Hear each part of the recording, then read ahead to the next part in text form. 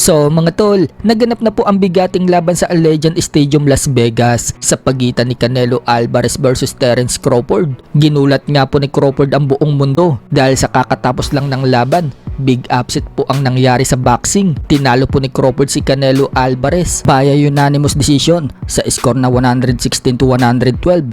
115 to 113. Gumana po ang mga counter punch ni Crawford at yun ang nagpalamang sa kanya. Bagamat tinatamaan na malalakas na suntok si Crawford, kinaya niya ang mga mabibigat na suntok ni Canelo. Naiyak pa nga po si Crawford mga tol dahil sa pagkapanalo niya. Dahil sa panalo ni Crawford, siya na po ngayon ang bagong undisputed super middleweight world champion at siya pa lang ang kauna-unahang male 3 division undisputed world champion.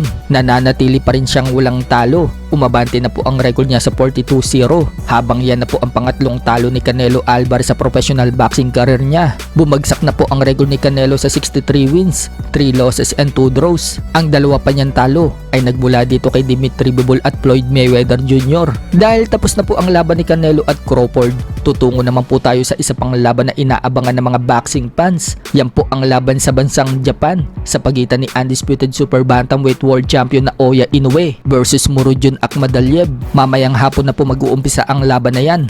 4 PM po ang umpisa ng card at libre po natin niya mapapanood sa Top Rank. Nakapili na nga po sila ng gloves na gagamitin. Si Murodjon Akhmadaliev, ang napili po niyang gloves ay ang Everlast na white, habang napili naman po ni Inoue mga tol yung brand ng Japan. So parang mas maliit nga po tingnan itong gloves ni Inoue kaysa sa gloves ni Akhmadaliev at parang yan lang po ang nakalagay sa lamesa ni Inoue. Hindi katulad kay Akhmadaliev na marami siyang option na pagpipilian na gloves. Sinabi naman ni Inoue na ramdam daw niya na parang yung laban niya dito kay Akhmadaliev parang yung laban niya noong kay Stephen Fulton at Luis Nery o mas malala pa nga daw yata yung ngayon.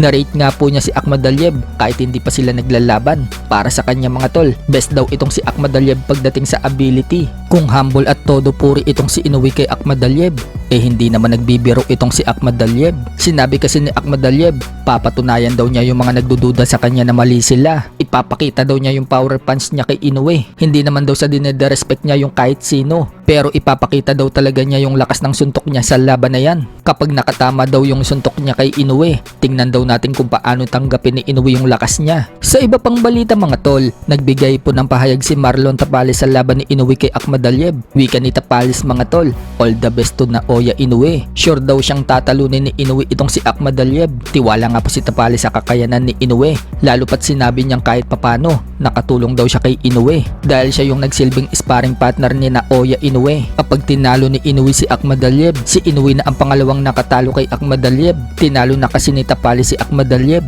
kaya naging unified super bantamweight world champion noon si Tapales. Subalit nakuha po ni Inoue kay Tapales yung dalawang belts noong talunin naman po ni Inoue itong si Tapales.